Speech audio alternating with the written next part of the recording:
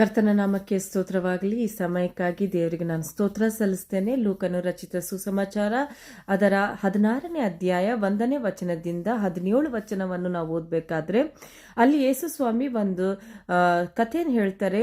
ಒಂದು ರಾಜ ಇರ್ತಾನೆ, ರಾಜನಿಗೆ ಸಹಾಯ ಮಾಡ್ಲಿಕ್ಕೆ ಅಂತ ಹೇಳಿ ಅವನು ಮ್ಯಾನೇಜರ್ನ ಇಟ್ಟಿದ್ದಾನೆ. ಆ ಮ್ಯಾನೇಜರ್ ಹೇಗಿದ್ದಾನೆ ಅಂತ ಹೇಳಿದ್ರೆ, ರಾಜನು ಕೊಟ್ಟಂತಹ ಕೆಲಸವನ್ನು ಸರಿಯಾಗಿ ಮಾಡಲಿಲ್ಲ. ಅವನು ಫೇತ್ಫುಲ್ ಆಗಿರಲಿಲ್ಲ ರಾಜನಿಗೆ. ಅವನು ತನ್ನ ಅಧಿಕಾರವನ್ನು ಸರಿಯಾಗಿ ಅದನ್ನು ಉಪಯೋಗಿಸ್ಕೊಳ್ಳಿಲ್ಲ.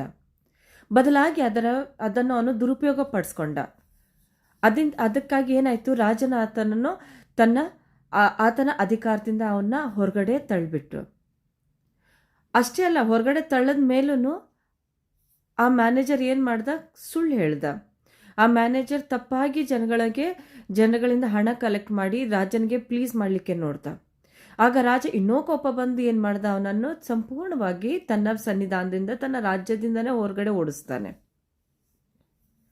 ಯಾಕೆ ಯೇಸು ಸ್ವಾಮಿ ಈ ಕಥೆನ ಹೇಳ್ದ ಅಂತ ಹೇಳಿದ್ರೆ, ಅವರು ನಮಗೆ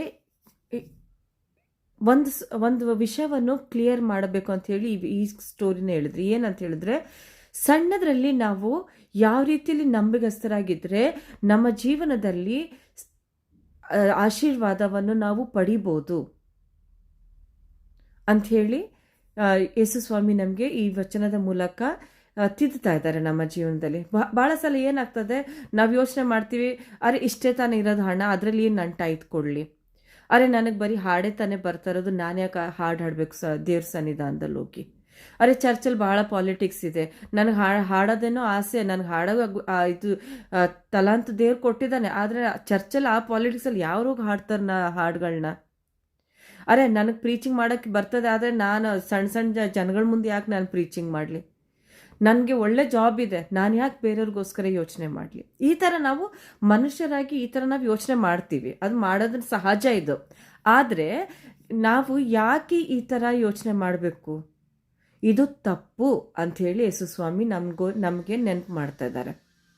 ಪ್ರಿಯ ಜನರೇ, ಯೇಸು ಸ್ವಾಮಿ 10ನೇ ವಚನದಲ್ಲಿ, ಲೂಕನು ರಚಿತ ಸುಸಮಾಚಾರ 16ನೇ 10ನೇ ವಚನದಲ್ಲಿ ನಾವು ನೋಡಿದ್ರೆ ಅದರಲ್ಲಿ ಏನು ಹೇಳ್ತಾನೆ ಅಂತ ಹೇಳಿದ್ರೆ, one who is faithful in a very little, ಯಾರು ಸಣ್ಣದರಲ್ಲಿ ವಿಶ್ವಾಸ ಯೋಗ್ಯರಾಗಿದ್ದಾರೋ ಅವ್ರಿಗೆ ಏನಾಗ್ತದೆ, ಇನ್ನು ಹೆಚ್ಚಾಗಿ ದೇವ್ರು ಕೊಡ್ತಾನೆ.